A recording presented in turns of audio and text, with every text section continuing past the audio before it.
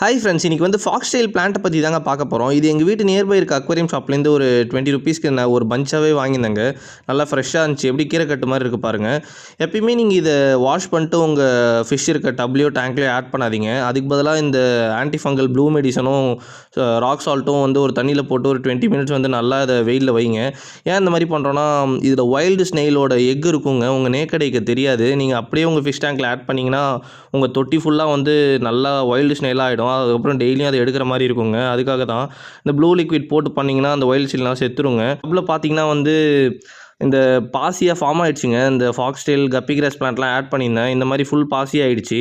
So அதனால் remove பண்ணிட்டு புதுசாக நம்ம பிளான்ட்ஸ் வந்து ஆட் பண்ணுறோங்க. ஏன் இந்த மாதிரி பண்ணுறோன்னு பார்த்தீங்கன்னா வந்து என்னால் ஃப்ரைஸ்லாம் அதிகமாக காப்பாற்ற முடியல பாசி ஆனதுனால. ஸோ அதனால தான் புது பிளான்ட்ஸ் ஆட் பண்ணுறோம்.